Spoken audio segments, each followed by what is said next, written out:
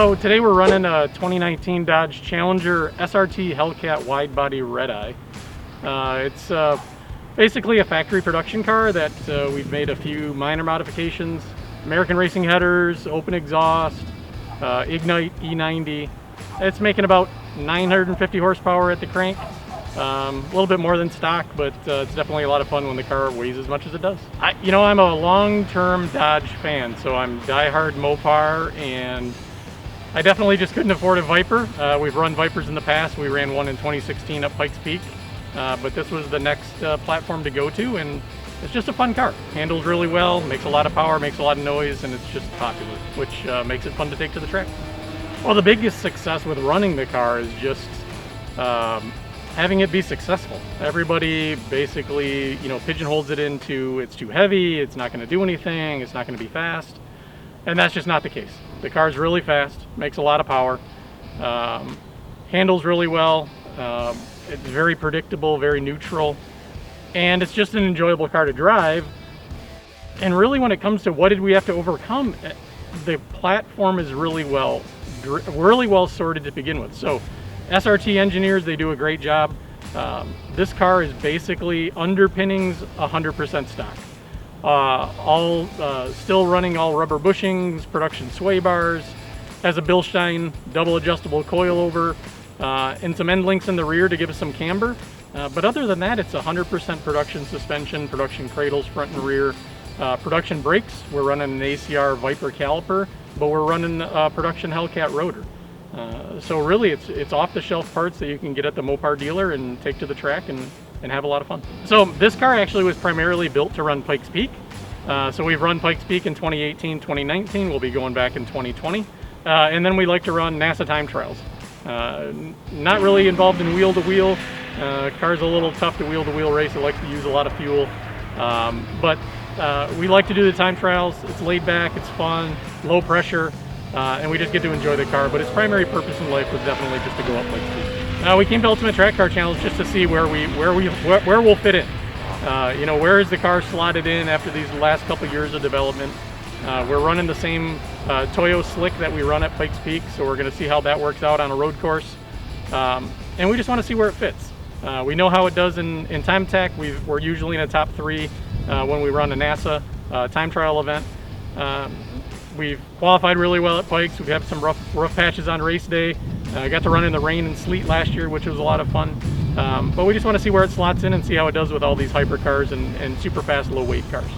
Viper is, a first love, right? I mean, I ran in 2016 the Viper that set the 13 track records. We used that as our Pikes Peak car. That car was just unbelievable. The platform's amazing. But really, we just wanted to see how close we could get a Challenger to that ACR Viper. And right now we're only a couple seconds a lap off, so we're in fighting range of where the car needs to be competitive with the Viper right now. Actually, the next evolution of this car is we're going to convert it to normally aspirated and run this in American iron. We're going to start wheel-to-wheel racing. We were supposed to do it in 2020. Thanks to COVID, all those plans have just been pushed out, so we're going to do that in 2021. But we have another Challenger in development, a lightweight version of this car. It's going to hopefully weigh in the 3,400 pound range, which is almost 1,000 pounds lighter than this car. It's going to have a similar drivetrain. It's going to have a SEDEV 6-speed sequential, 6 inches of engine setback. It's going to be a much more developed platform than we've ever run in a Challenger, and we're really looking forward to get that on track.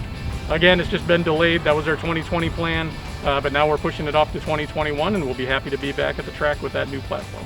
Yeah, so I mean, this car obviously can't happen without all of our partners. I mean, our biggest supporters obviously are Bilstein.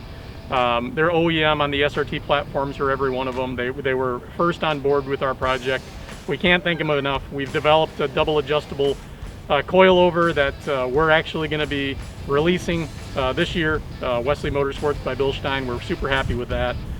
Toyo Tires has been great on board this year and last year.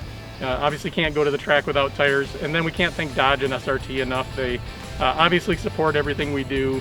Every time we have an issue, they're always there to help us, providing engineering support. They send calibrators to Pikes Peak to make sure we're making a lot of horsepower.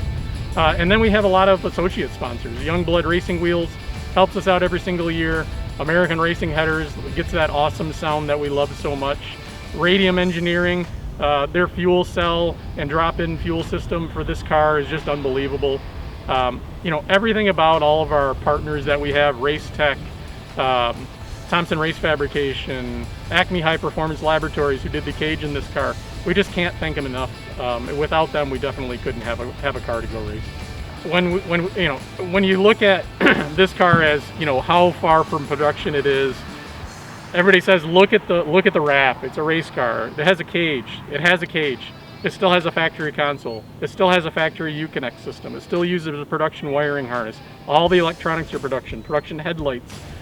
Everything on the engine is production. This car has a 7,000 race miles on a production short block.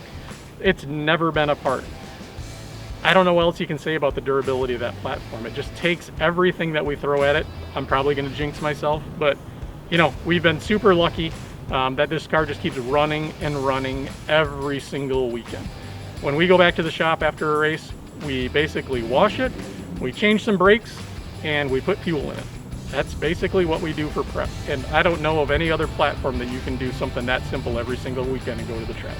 Support brands that support grassroots motorsports. Get your chemical solutions from CRC Industries. Visit crcindustries.com to learn more.